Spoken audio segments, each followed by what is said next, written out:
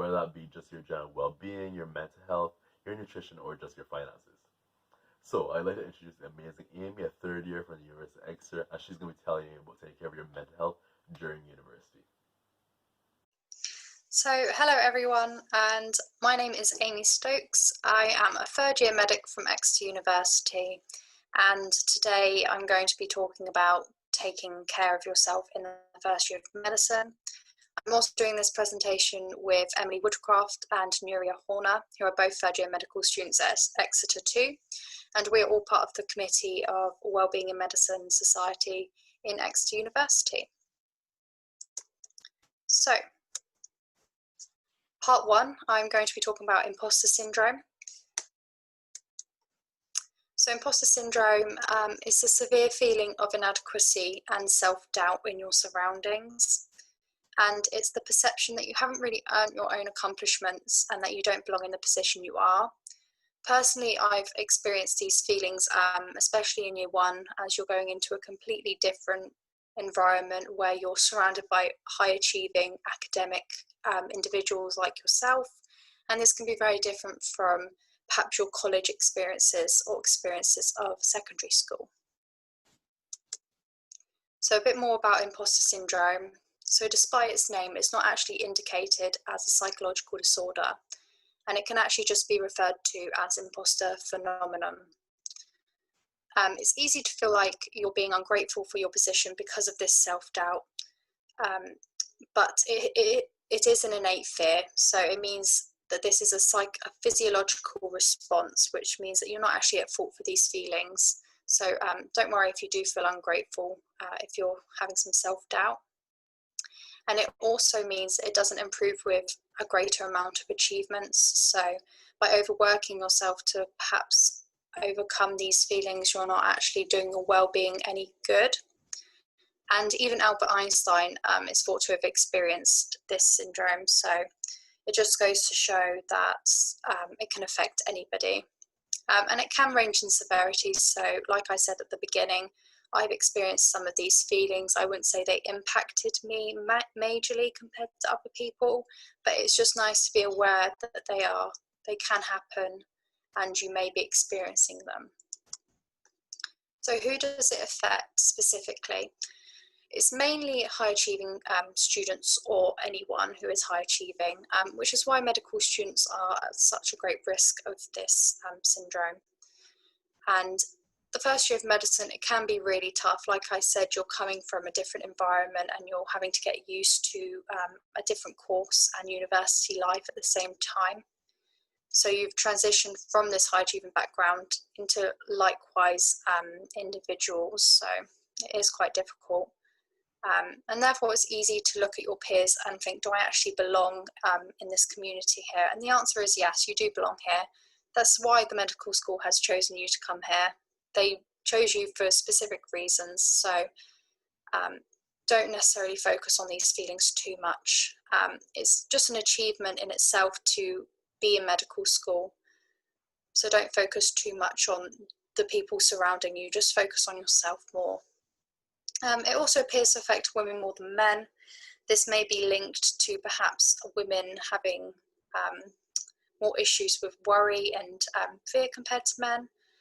And what was interesting is it may be more apparent in misrepresented groups, for example, BAME groups or in disabilities. And this is linked to the feeling of having a minority status, which might sort of cause this innate self-doubt around you, and you start to compare yourself to people, to your peers perhaps. So competition and imposter syndrome. From the get-go, medicine is a very competitive course. It's very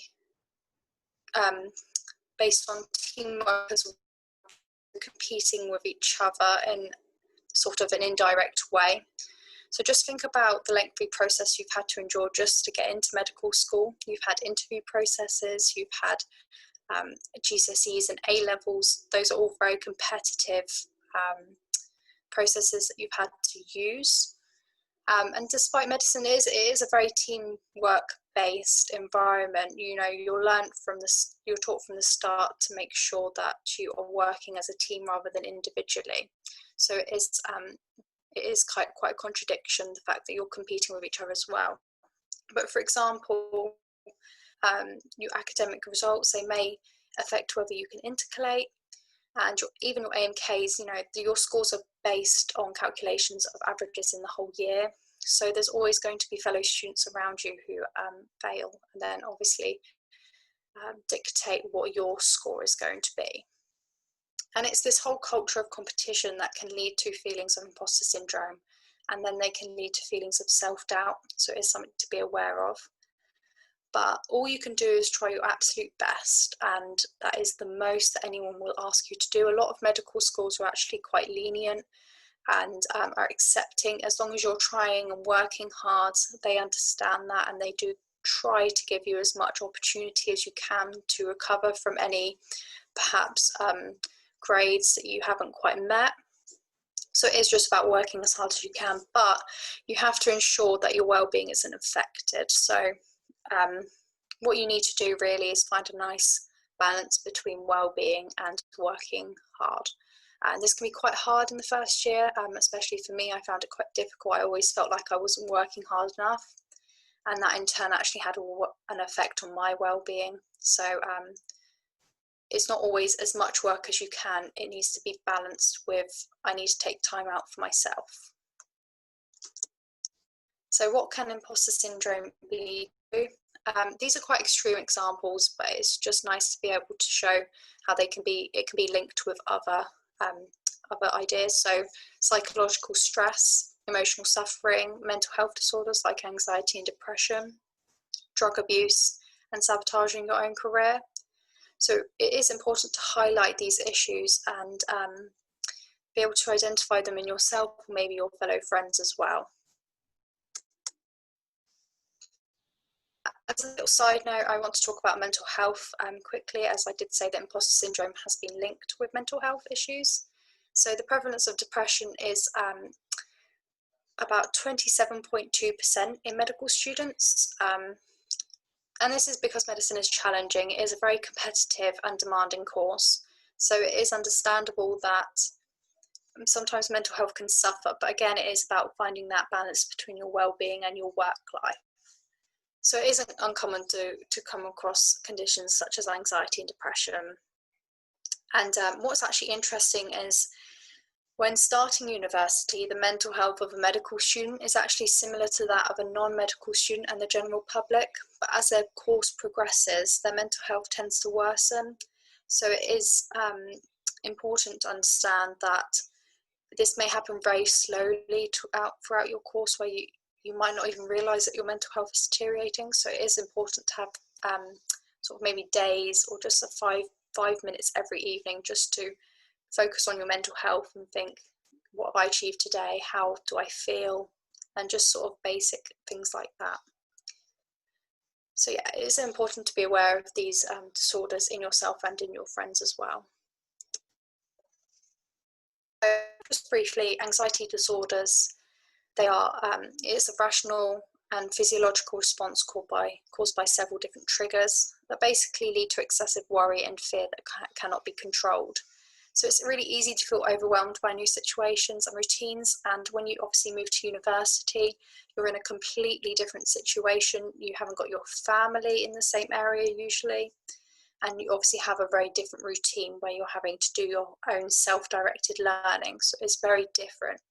So it may take a few months for you to adjust, but that's totally fine. Just try and focus on your well-being during those months and ensure that you are trying to learn how you can form a new routine for that environment. So some tips for anxiety. I've put here, create a routine that's work efficient but also not too crammed. So I find a routine is really helpful for anxiety, and it just seems to help me gain more control of it. And don't revise on bad days. This is probably my biggest tip, is not to revise on a bad day, because you're not going to revise efficiently and you're not going to be able to retain the information that you're learning anyway. It's better just to say, okay, I'm having a bad day, I'm going to take today off and I'm going to pick up my book tomorrow. That will help you so much more than sitting there for 8 hours when you feel really terrible and revising for those 8 hours. And again, just don't be upset if you don't stick to your plan. Life happens and things happen that interfere, and if you get upset over them, there's nothing you can do about it. You just need to leave that and try your best the next day. Also, exercising and eating a healthy diet, which is what Nuria will be talking about shortly. This is really important, I think, just to make sure that you're getting all the right nutrients in your body and you are being healthy. And exercise is also a very good stress reliever. Also, I find working in a clean environment is a lot more helpful for my revision than anything else. So I feel like if I'm in a messy environment when I'm revising, that it's very distracting. This is actually maybe a reason why people prefer libraries, because obviously they're outside of their room and it's a clean environment. So for me personally, making sure that my room is clean is something that really helps. It's just a little thing sometimes that sort of help you. Just briefly, depressive disorders is this prolonged feeling of numbness and low mood, and it can affect people in multiple ways. So it may, so for some people it may be extremely difficult to get out of bed, for example, or to even move. And it is this overall dissatisfaction with life, which can be very distressing, and it can lead to feelings of guilt. You feel guilty that you feel this way about life when everyone seems to feel amazing about life. So it is distressing, and if you feel like any of your friends are experiencing this, please do talk to them, because it is very upsetting for that individual as well, not just for everyone else watching that individual. So some tips for low mood and even depression: try to watch some light-hearted shows. For example, I watch Friends, and that seems to always pick up my mood quite a lot. Self-care is really important for low mood. Just doing the little things like making yourself a cup of tea, getting showered, getting dressed. Just those little things really help you to carry on through the day, and you don't even need to revise or do anything on those bad days. But as long as you just make sure that you're looking after yourself, then you feel a lot better. And also, slightly reducing your hours of revision during these tough periods. And seeking help from tutors. So tutors, they can be really good people to talk to because they understand your course, they've been through it a lot of the time, and they can be really helpful. And also phoning friends and family. Now, you don't necessarily have to talk to these friends and families about your mental health, but just phoning them and listening to their stories can actually make you realise why, that you're happy they're in your life. So it can bring back a bit of satisfaction. So how to get help? A few websites that I have put down that I find really helpful. So mind.org, this is a really good site for explaining any mental health condition. It really is, and it provides videos of people explaining them. So it's very holistic, and it's really good if you're just thinking, oh, I don't quite understand this, or I don't quite know how I would approach that. Use mind.org, it's really good.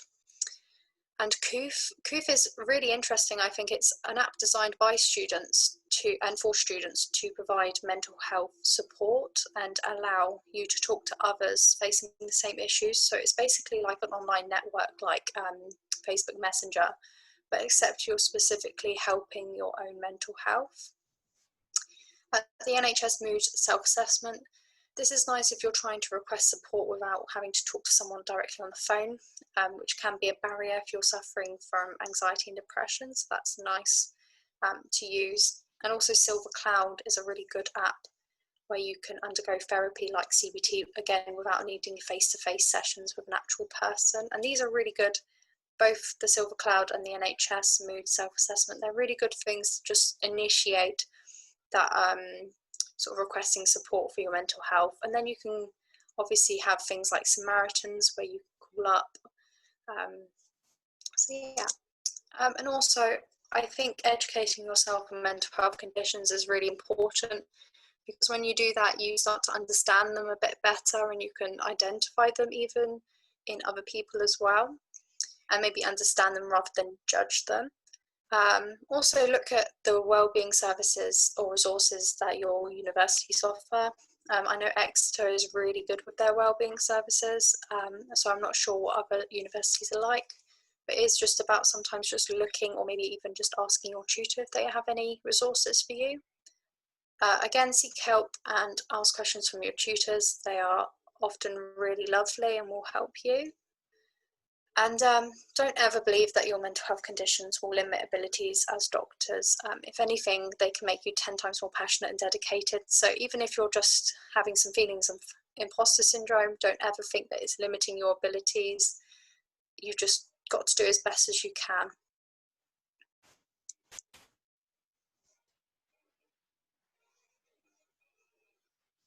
So next, Emily will be doing a chat on transitioning into the medical community.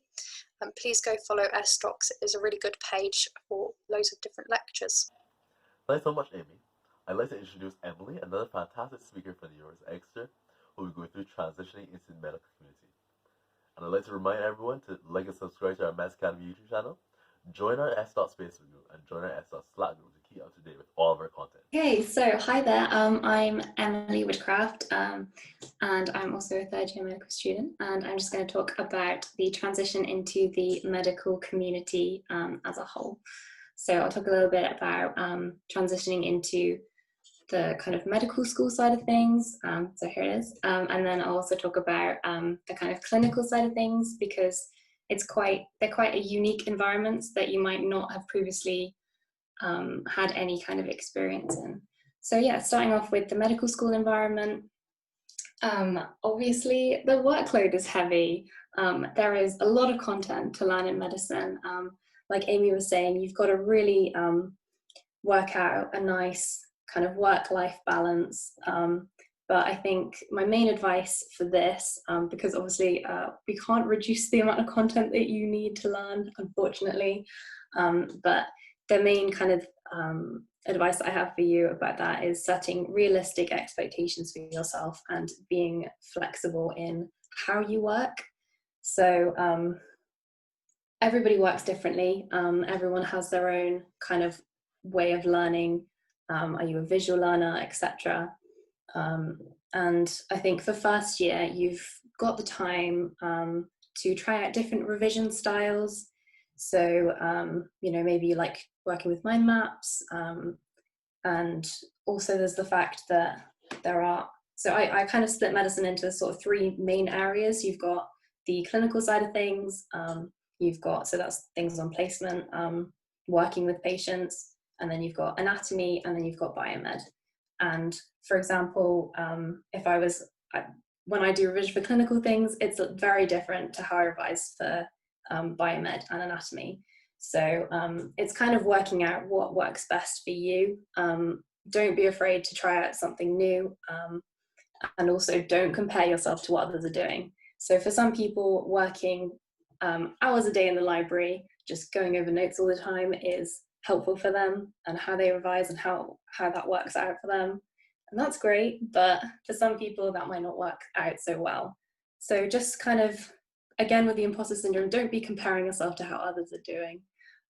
Just give yourself the time to adjust and experiment with different styles and find out which ones work for you. And then also, I think another key thing about medical school is that you have a really big community of lecturers and teachers, tutors, etc., who want to help you. So don't be afraid to ask them for help, along with your peers in the medical school, so your classmates, your friends. Don't be afraid to stay after a lecture and just have a chat with the lecturer about maybe if there was something that you didn't understand so well, or even if you're just kind of interested in the topic. Teachers can really appreciate you being enthusiastic about their specialties. So don't be afraid to maybe in the environment of COVID, popping them an email would be the thing to do. But yeah, so ask for help. Generally, people that go into medicine do it because they want to help other people. So don't feel like you'll be a burden, or that you're wasting their time, or that they won't want to answer your question, because they most likely just want to help, and everybody just wants you to succeed. So yeah, don't feel like you're being a burden or anything. And then lastly, I just wanted to talk a little bit about the student community. So I've got up here, I've got a few different societies. So as well as your medical student peers, there's also kind of wider societies in your medical school. So these are just ones I quickly found from looking at the Exeter one. So whatever you're interested in, it's important to have a life outside of medicine. Obviously, it's really important to put the hours in, put the time in, but at the end of the day, what will make you a good doctor is not just the academic side of things, but also how well-rounded of a person you are. And things like, you know, maybe if you're into knitting or you're into baking, being part of like society can really help you to take better care of yourself and be a good use of your free time to wind down and chill out between revision sessions. And then also there's the opportunity to, if you, for example, if there's a society that you really enjoy being a part of this year, in your first year, then maybe in your second year, you might decide to join the committee of it. So for example, I'm on the Wellbeing in Medicine committee, and I feel like the skills I've learned from being on the committee are really useful for kind of going off into medicine, skills related to networking, interpersonal skills and social skills and things like that. So just kind of don't feel like if you're not doing medicine stuff all the time that it's necessarily bad and won't help you to be a good doctor, because there are so many different skills that make you a good doctor. So yeah, and then the next slide. I'm not in control of my slides at the moment, so sorry for the delay. So yeah, so the next I'm just going to talk about placement. So I only do this quite briefly because I'm sure in first year you won't have as many placements, but there are some universities like Exeter, for example, where we do monthly placements, so you can be exposed to the clinical environment quite early on. But yeah, so I've just got a little word cloud here that has all of the, well, not all of them because there are many, but some of the different roles that people have within the multidisciplinary team. So the MDT, which I'm sure is a buzzword that you've heard from prepping for interviews. So really there is a massive team of people in medicine, and it's kind of all about working towards the same goal of helping out your patients. It might feel like the consultant is a bit daunting or kind of asking you too many questions, but at the end of the day, everybody wants to help each other out. So don't be afraid to ask questions, and don't be afraid to ask if you can practice a certain clinical skill.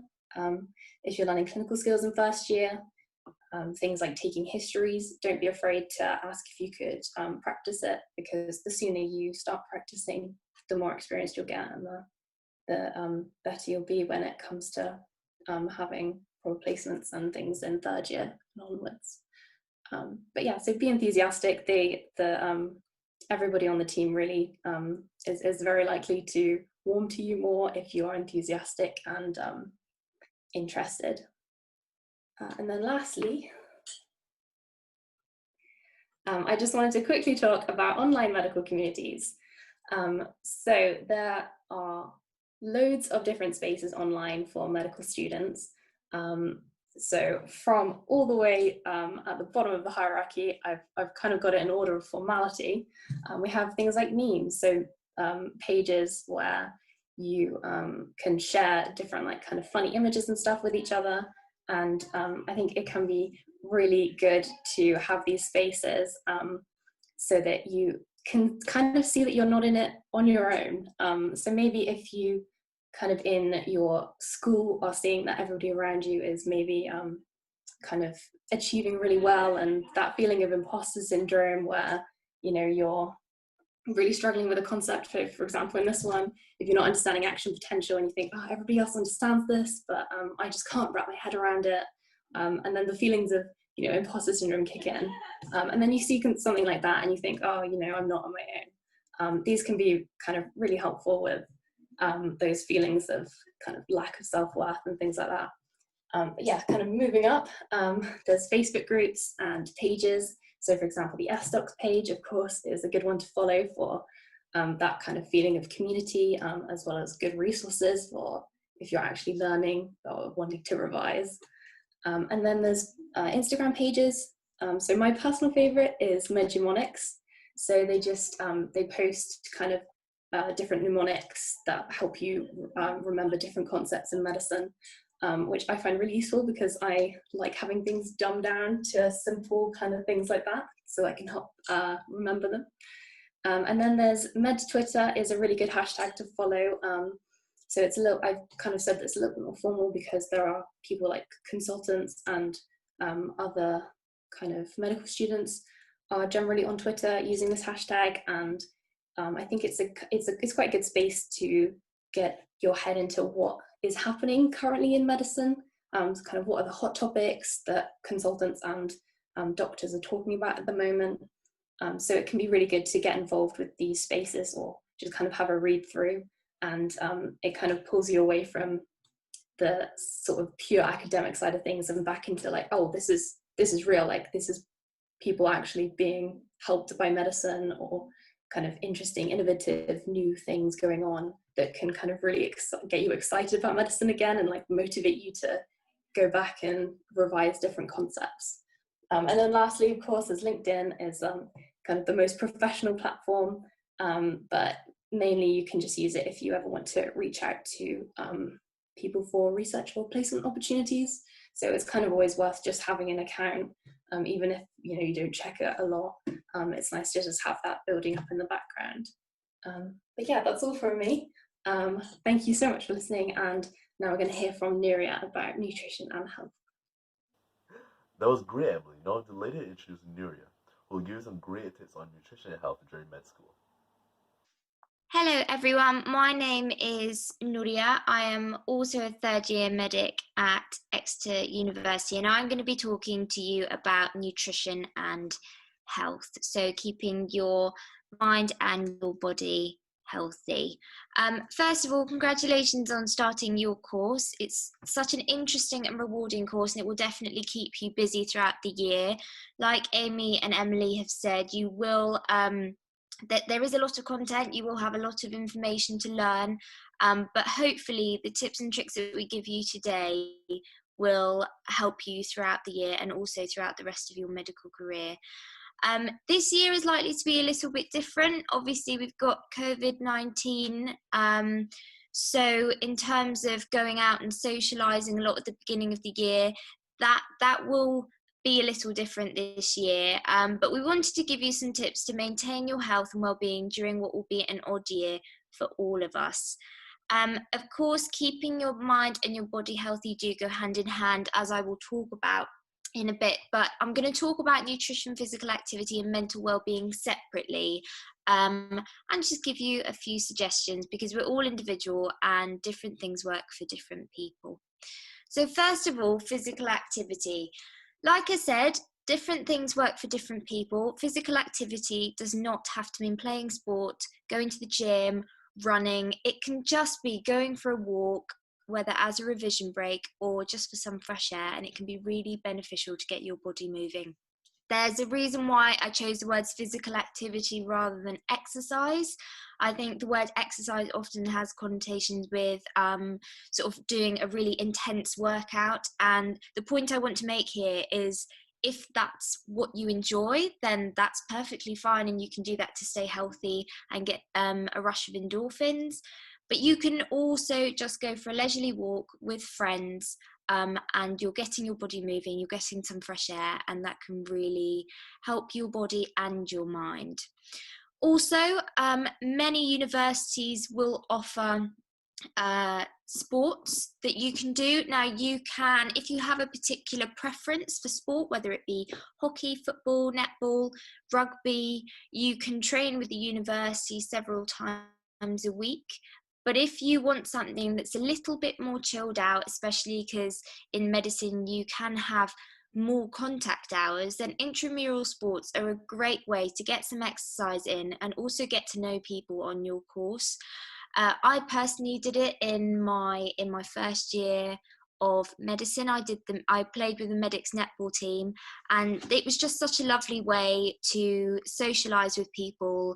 And also we only trained once a week, so it was very easy to fit within my schedule.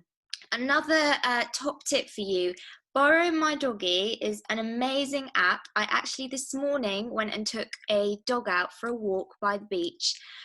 Basically, you sign up for the app and you pay a small fee. I think it's something like £12, and that covers your insurance if anything, hopefully it won't, but if anything does go wrong. And then you can search through dog profiles and you can contact the owners and ask to take their dog for a walk. One of my housemates is doing it every Saturday morning, and she was saying this morning that it really gives her a reason to get up on a Saturday morning, and it's so good for her because she goes out and she gets some fresh air, and she also gets some miles of walking in as well. So that's something that I think, if you can, would be it'd be a really great way to get out and to walk, especially if, like me, while you're at uni, you miss your dog at home. So next I'm going to talk about nutrition. Now, this is something that has always interested me personally, but quite often in first year, nutrition isn't at the forefront of students' minds. The first few months, you'll most likely be juggling finances, your lectures, and spending time with new people, and that is completely fine. At the end of the day, what's most important is that when you're settling into university, you feel comfortable and you feel happy in your environment. Once you've settled in, you might want to start thinking, I mean, certainly when I was starting university, many people, especially when their student loans were coming in, were getting sort of takeaways and Dominoes. But after a while, when budgets start getting a little tighter, I've listed some tips here for cooking during first year, and I've also continued to use the course. So when you're cooking, you could cook double and then have some for lunch the next day. You could also meal prep. This is very useful for saving time and money, and something I often implement when I have a very busy revision schedule. I know it saved me a lot of time last year. What I mean by meal prep is, for example, on a Sunday afternoon, you could make, so I used to make peanut butter noodles or a stir fry, and I would make enough for about 4 portions, and I'd put them in the fridge and have them throughout the week. And I could just throw it in the microwave and it would be ready in 2 minutes. You can also make classic meals like your spag bowl, your chili con carne, or a curry, higher in fibre and vitamins and minerals by just adding a variety of veggies. So, for example, one of my flatmates in first year, when he made his bolognese, just used to put a can of tomatoes and, I don't know, a couple of carrots, and that was completely fine.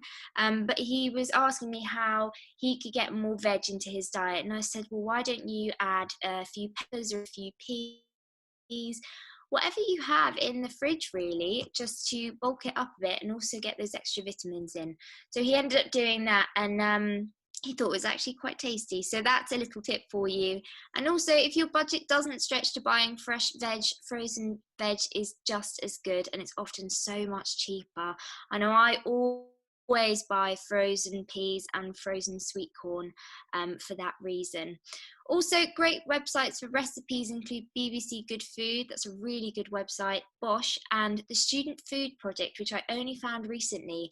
And there are some really nice cooking recipes on there, and they also make recipes specifically that are cheaper to make, because they appreciate students won't have a huge amount of money. Taking care of your mind. So I really wanted to talk about this last because it does encompass physical activity and nutrition as well. They definitely go hand in hand. And I last year did a little presentation for a group in uni on coping strategies. So I've basically taken a slide from the presentation I did last year and just wanted to talk through it a bit with you guys. So first of all, what can we do to cope with the environment in medicine. Don't get me wrong, it's an amazing course, but sometimes the workload can be just a little bit overwhelming. So what can we do? First of all, getting a support network around you is really important. I was once speaking to a foundation doctor, and I said, what is your biggest tip for someone starting medicine? And she said, make sure you've got a support network and really establish it early on, and they will help you so much throughout medical school. Don't be afraid to talk to people if you are finding something quite overwhelming.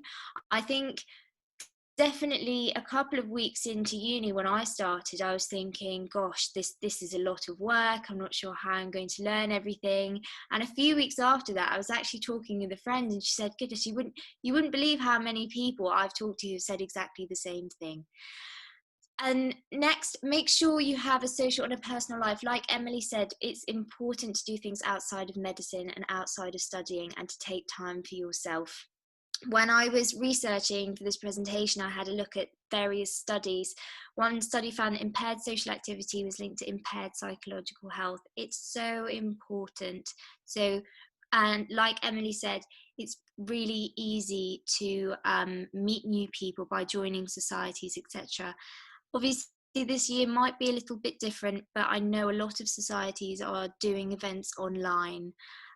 So really get involved with them, and you might be able to meet some new people. Also, when I was looking into this, there was a difference between active and emotional coping strategies. So active coping strategies are problem solving, or reevaluating a situation if something doesn't quite go your way. Emotional coping strategies are becoming withdrawn from a situation, or just accepting something as your fault when it's not necessarily. And there was a study that found that emotional coping strategies predicted forthcoming mental health problems over active coping strategies. That's something slightly it's a slight tangent to this presentation, but you can find lots of things on coping strategies online, both active and emotional, and I really recommend having a look, because it's actually very interesting. Also, exercise or physical activity, one or the other. Just 1 hour of exercise a week can prevent 12% of future cases of depression. And when I read that, I just thought it was very interesting, but also I was quite surprised by that, the fact that it's just 1 hour. And that could be just 1 hour on a Saturday, and then just starting off with 1 hour on a Saturday, and then you could increase that throughout the week as well if you wanted to, if you enjoyed it. Sleep is, I think, so underrated. It's so important. Sleep can affect the foods that you choose, your mood throughout the day. This particular study that I have on this slide found a relationship between less sleep and significant negative mood change. The recommended, everyone's individual, but the recommended is around 8 or 9 hours a night. In university, sometimes, I know, speaking from personal experience, that can be quite difficult to get, especially if you have several deadlines or exams coming up, but really making an effort to get those hours in can make a big difference. Mindfulness as well. Oxford Mindfulness Centre in 2016 showed that patients who engaged in therapy were 23% less likely to suffer an episode of relapse. Now, this study focused specifically on patients with mental health problems, but mindfulness can actually be beneficial to many people. Even you don't have to be sat there for 30 minutes in the morning or in the evening. You can just do 5 minutes at the beginning of the day, and it just it's very relaxing and it recenters you. And I have some friends who do it, and it just really prepares them for the day. The SMILE trial is one of my favourite trials I've ever read about, actually. It was a randomised control trial, and it was published in 2017. It was quite a small study, but it's one of the first in this field. There were 56 participants that completed a 12-week trial. So they were split in half, and one group were given a Mediterranean style diet. So lots of fruits and veggies, a couple of portions of fish a week, and then foods with a lot of good fats like avocado, nuts, seeds. And then there was a control group that went to a couple of talking sessions a week. Now, with the group that had the Mediterranean diet for 12 weeks, sorry, I need to make one thing clear here. All the participants had mental health diagnoses. I think the majority of them had a diagnosis of depression. Now, by the end of the 12-week trial, those who had been on the Mediterranean diet, there was a 32.2% remission. And those in the control group, there was an 8% remission. So, like I said, this is quite a small study, but it really, I think, demonstrates so clearly the impact that a good diet can have on mood. And then the last one I have listed here, micro stressors. So I found this one quite interesting. I listened to it on a podcast. I believe it was with Dr. Rangan Chatterjee. And he was talking about micro stressors in the morning when he wakes up. So for example, you get up and there is something on the floor and you trip over it, and then I don't know, you go down to the kitchen to make your breakfast and there's a cup that's been left out on the side, and it's something that you don't necessarily realize will annoy you. And he was saying that you can sort of spot these 6 or 7 micro stresses throughout the morning, and by the time you leave the house to go to work or to go to uni, you can just be in a bit of a bad mood. So he said things like preparing your clothes the night before, like Amy was saying, having a clean working environment and a tidy working environment. It can make a huge difference. And before that podcast, I hadn't actually realised how much of a difference that could make. So thank you so much for listening to us talk today. I really hope that's been helpful for you guys. Good luck with your course. Medicine is really amazing, and please subscribe to SDocs on YouTube and follow their Facebook page. They have some amazing resources. And if you have any questions, direct them to Amy. Her email is on the screen. Bye, guys. Now that Nura has given us so much information, last but not least, I'd like to introduce Jared, who will be telling us about managing our finances during medical school. And remember to like and subscribe to the Meds Academy YouTube channel, join our Facebook page, and join our SDoc Slack channel to keep up to date with all of our content. Hi guys, welcome to my talk today about managing finances. I hope you're enjoying the day and you found it useful so far. The aim of my talk today is to help you understand and organise your personal finances so that you can make the most out of med school. And in my talk today, I will be extending several invitations for little tasks that you can do to help you be more comfortable managing your finances. And I found them helpful myself, which is why I'm sharing. Now, I'm sorry to say this is not a get-rich-quick talk. You won't be lying in piles of money by the end of it or retiring at 30. However, the principles that we talk about today are things that can help you in med school and can take some of the pressure off your finances. Now, med school should be a time for us to enjoy as much as work hard. It's essential for us all to find time to relax and do the things that we enjoy. And that's the aim of the talk. Quick disclaimer, this talk is based on my personal experience. I'm not a financial advisor. It's important for you to do your own research for any financial decisions that you do make. So first of all, being concerned about finance is important. And there's this unspoken rule among doctors that we don't talk about money. And I think it's really unhealthy. It really dates back to when we're applying to med school. You know, the worst thing to say in an interview is you want to be a doctor so you can have a safe, steady income. And you've probably had people come up to you and say, oh, you're going to be a doctor, you're going to be rich. Sadly, that is not the case. And it's really important for us to talk about it so that we can protect ourselves and our future families against financial difficulty. As well as this, we talk a lot about mental and physical well-being, but we very rarely talk about financial health. And financial health really can influence our physical and mental health, so it's an important thing to talk about.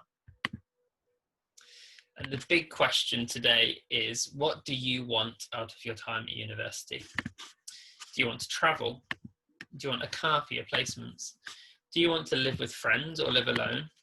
Do you want to be involved with societies and research that can take a lot of time? Do you want to intercalate? Do you want to go on an elective abroad? And these are all things you need to be considering, and the earlier you consider them, the better. And today we're going to look at 3 steps that help us to live happily in university and to have the money to do what we want to do. Number 1, begin with the end in mind. So we're going to make a plan of the whole of med school, the end being graduation. Secondly, we're going to look at long-term planning to help you in the short term. And this is something you can apply whether you're a first or a 5th year, it can still help you. And finally, a few tips and tricks that I've found have helped me to enjoy my time at university. So step 1, along with invitation number 1. Whatever stage you're at in this process, you can take hold of your finances. And the first thing to do is to make a long-term plan of med school. I'm a huge advocate for planning and goal setting. And the further in advance that you can plan things, the better. Combine that with appropriate goal setting, and those skills can be applied in every aspect of life. Now, I understand things can change, and they do change. If I move this down here. But that's just part of the process. So the first thing you need to do is to lay out your income for each year. Things like your student finance, your NHS bursary, a parent's going to help, and any other bursaries that you might be eligible for. Then you need to look at outgoings, rent, intercalation. Do you want to travel? Do you want to go on an elective?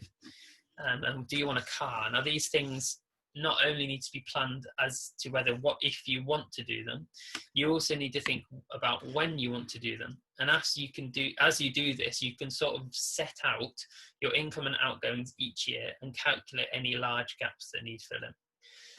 It's simple stuff, but it does make a huge difference. So we're going to have a little bit of an aside now and talk about student finance and the NHS bursary. And that's because I think that they're really poorly understood topics. Now, we'll talk about the student finance in a minute, but those are some numbers that I'm sure you're all quite familiar with. The NHS bursary is essentially free money.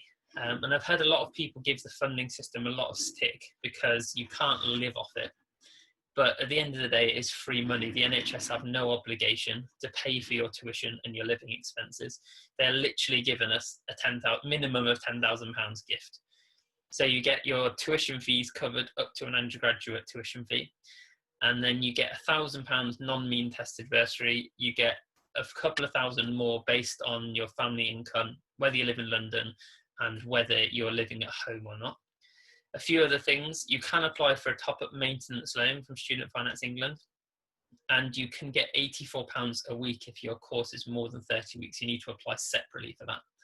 On top of that, you can get help with childcare costs. You can get a disabled student's allowance. They also help with travel costs for elective and placements. And these things are all worth reading up about in advance. So the NHS bursary, what, when, how? It's paid for all years past 4th year. So if you're an undergraduate student, you're looking at it being paid 5th and 6th years if you've intercalated. And in those years, as I said, you can get a loan from Student Finance England, but be aware that they are a lot less than the loans you've been getting previously. So they're not quite as easy to live off. In your final year, it's even less, so just be aware of that. And they do count for intercalation.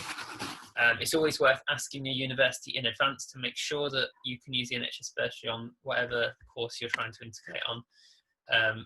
But I haven't come across one they don't count for yet. Now, this is my personal example. I'm doing an MRes this year, so a Master's in Research. That course costs £11,000. The NHS bursary will only cover up to an undergraduate tuition fee, so that's £9,250, leaving £1,750 to pay. I chose to save up and to pay for that myself, rather than get a postgraduate loan for reasons that I will talk about now in a second, actually, because we need to cover graduate entry, which is a bit different. So if you're a graduate student and you're doing a graduate degree of 4 years, in your first year you need to find £3,500 to pay for your tuition, and the rest of it is covered by the Student Finance England loans, including the maintenance loan. After that, the NHS will pay £3,715 of your tuition, and they will give you a bursary. You can top that up with student loans for both the tuition fees and the maintenance. So essentially, you need to find some cash to pay for the first year, and after that, you're covered, but you will be getting higher loans. And that moves us on to student loans. Now, this is just a big number to scare you all. And this is the approximate cost of med school for a student in London who has integrated with a master's. So it's a big amount of money, and that's why you've got to think about it. But don't panic just yet. Let's lay out some basic points about student loans. You start being charged interest as soon as you graduate. So when you graduate, you get a letter. It will say, "Thanks for joining the NHS and choosing to serve the people of Great Britain for your whole life. You owe us £70,000. Now, that's not word for word, but you get the idea. And at that point, the interest starts. Current interest rates are at 5.4%, which is 3% higher than the inflation rate. And that can change over time, but this is the real sucker punch, in that every year your student loan gets bigger every year you're out of university because of the interest. So, for example, if you came up with £70,000 of debt, your first year interest alone would be £3,780. And that just goes up because of compound interest. The second point that's important to understand is that it's written off after 30 years. And finally, you only pay 9% of everything you earn over £26,575 for undergraduate loans and 6% for postgraduate loans. If you have both, you pay 15%. The reason I chose to avoid a postgraduate loan is I didn't want to pay 15%. On top of that, postgraduate loans for intercalation tend to be quite low figures, and they get pushed up quite quickly by the interest rate. And because they're low originally, you'll probably pay them off, but you'll be paying a lot more than you borrowed in the first place because of the interest. So with all of these figures in mind, the question is, can the average doctor pay it off? And the answer is a lot more complicated than the question, and it very much depends on what you borrowed. Now, here's invitation number 2. This is a simple thing that you can do to figure out what's the best way to go about your student debt. The reason I brought it up is because it is a big amount of money and it is important. You've probably heard a lot of people talk about that it's not really worth worrying about it and you'll never pay it off anyway, so just forget about it. And that is partly true. It's estimated that 87% of students will never pay it back, but that means that 13% will. And doctors do tend to be on the higher end of earnings over the course of a career. So you do need to think about if you'll ever pay it back. So step number 1, it all might take a bit of time, but it is worth it. Step number 1, calculate how much debt you're going to be in at the end of uni. Number 2, figure out if you're ever going to pay it off. Now, you can do that in a spreadsheet. You can get the NHS wage structure. You can get your debt with a yearly increase on the interest, and you can figure out if you're ever going to pay it off. Now, it does take a little bit of time, but it is worthwhile. And the final thing that you need to start thinking about is it worth trying to pay it off early or not? And quite frankly, it depends on your situation. And if you've borrowed the lower amounts, it may be worth it. But don't rush into this. It's a long-term decision. And if you get it wrong, you can end up paying a lot more than you ever needed to. So speak through it with a financial advisor about your personal circumstances and see what they say. When I did my spreadsheet, it was only worthwhile if you're able to pay it off within 6 years of graduating. And that's obviously quite a lot of money per year, depending on how much you've borrowed. Now, if you're never going to pay it off, and there's no hope of that, then see it as a student tax. Just forget about it. Just think that you're being taxed 9% more than everyone else, and that's what you've paid for going to university. And you might pay a little bit more than you borrowed, but it's not going to break the bank. Now, these are very rough guidelines. I would encourage you to do a bit of reading around it as well, but this is the general idea. So we're going to move on now to Number 2, long-term planning for short-term comfort. And this is another invitation for you to all try. And budget's really the word. I hate budgeting, I'll be honest with you, but I can promise you that if you have a basic budget, it will reduce your stress and open up so many opportunities. And the best way I found to do it is to plan for a year at a time. So you start by writing in your income and when, so any loans, when they're coming in, any grants and when they're coming in, and so forth. Then you look at your outgoings, and again, when. You've probably recognised the pattern by now. But if you can put them on a timeline, then it makes it far easier to see if you can afford whatever you want to do that year. On top of that, you need to split them into essential and non-essential. Essential being things like rent, non-essential being things like a coffee on the way to lectures.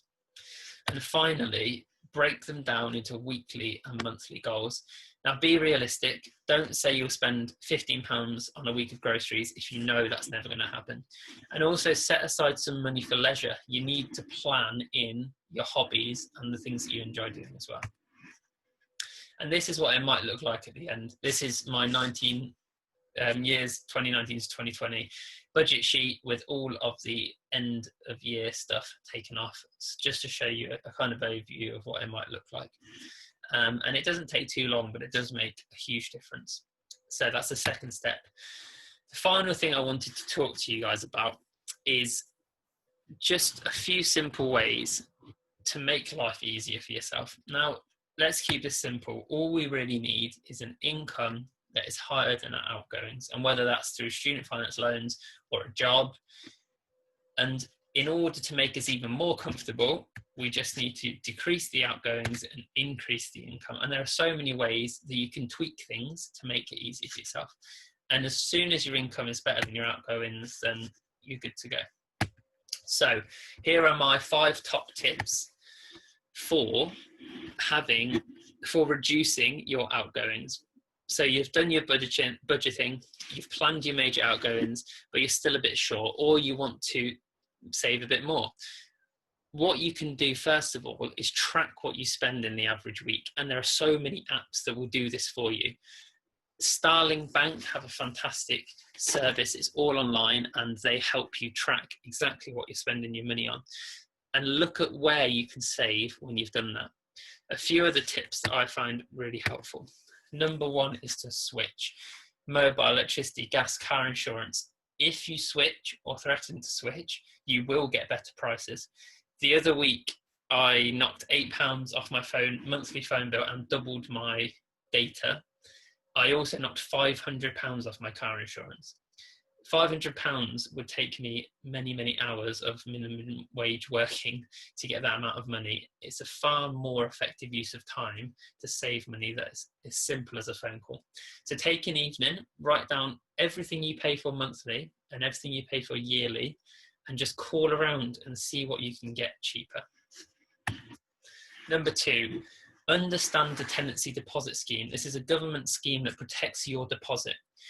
When you go into a house and when you leave a house, take lots of photos, lots of videos. If you are to break anything during your tenancy, fix it, because you're always going to be able to do it cheaper than the landlord is going to find someone to fix it, and it will cost you a lot more money. If you're clever about it, you can keep your deposit through the whole of med school, because every time you move, you'll get all of it back and you just use it for the next house. Number 3, learn to cook. It's enjoyable as much as anything. I love cooking, and I've learned how to make a cracking KFC during lockdown as well. Learn how to cook your favourite takeaways, and your friends will love you as well, and it will save you a lot of money. Number 4, cashback and plugins. Now, there's loads of cashback sites. Just have a little Google and find one that works for you. But if you're going to be spending money on things, you might as well get a couple of % back. And also, you can get plugins that are automatically on your browser, and they find discount vouchers when you check out on various websites, and you can save a lot of money doing that over the course of a year. Finally, my personal favourite, along with switching, is go on to comparethemarket.com, buy a £2 travel insurance, and then get 2 for 1 cinema tickets for a year. If you go to the cinema once in a year, you've already made your money back. So there's 5 tips for you. Now let's look at increasing our income. And we're going to talk about doing this in two ways. The first one are in lump sums. So this is where you get given money once. Examples of this are grants, bursaries, and competitions. The way that I like to search is to look at my university first of all, then look at national big organisations, things like the BMJ, the Royal Colleges and the Royal Societies, and then look at interests that you have. So if you're interested in haematology, look at some haematology organisations or journals and see what competitions they've got going on. And also, if you're doing any research, look around and see if you can squeeze it in to any competitions. If you've done the hard work of the research, you might as well use it and try and make something out of it. It'll be good for your CV and for your wallet. As well as this, electives have a huge number of bursaries, and some will even pay in full if you're not too fussy about what you do. And these kind of grants and bursaries for all of these different areas don't have that many applications sometimes. So a few hours of searching can actually bring back a very good return.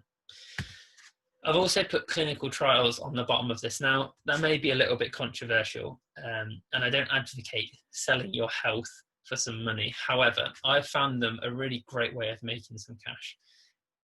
Always research the trials really well. And as med students, we're somewhat privileged in that we understand the jargon in the documents that they hand out, and therefore we're able to make a better judgment of the risks involved. Don't risk your health, it's not worth it, but it is a good way of making some money. Finally, we're going to talk about cash flow. Now, cash flow is really important. No matter how good your budgeting is, there will be unexpected costs. And it's important to have some form of cash flow for safety and for saving. In my opinion, it's always good to have two or more different streams of cash flow. So if one disappears, the other can keep you going. And the most obvious form is a part-time job. Now, you can look at being employed and self-employed. Employed, obviously, you're going to have regular hours. It's a more stable income. Self-employed, the hourly rate is better and it's more flexible. So you need to decide what's best for you. But there are so many jobs you can do in med school. And as a med student, you will be respected just for being there. You've got A's in your A-levels. At the very minimum, you can do tutoring for A-level students. Holiday work is really important and it's great. You can make a big lump of cash by working hard for a few weeks in the summer, and that can help you going for the year, keep you going for the year. As well as that, online work is fantastic. Obviously, it's kind of the way of the world at the moment, but if you can work online, you save time and travel expenses. So finding ways to work online is good. And finally, the gold standard really of cash flow is passive income. And passive is a huge misnomer. It takes a lot of time and effort for any of these things to bear fruit. However, when they do, you can stop trading your time for money. And as you do that, you free yourself up more financially. So if you have any hobbies, anything that you want to write a blog about, try and monetize it. If you're interested in any of things, a simple Google will bring up lots and lots of information. So finally, a quick overview for you all. A good plan of med school with your income and outgoings. A good yearly plan and breaking that down into a weekly budget. And finally, a few tips and tricks to decrease your outgoings and increase your income. And again, this is all to help you have the best time that you can in university. So decide what's important for you and plan accordingly. Here are some useful sites that have some great discounts and information about finance. If you're really in financial difficulty, the Royal Benevolent Fund has great resources and help for medical students. Thanks for listening. I hope you enjoyed the talk. This is my Twitter handle. If you ever want to drop me a message, feel free. Thank you so much to Amy, Emily, Neri, and Jared for all of your hard work.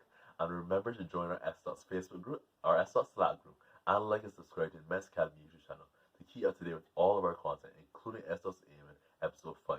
Look, listen, live. Thanks for listening, everyone.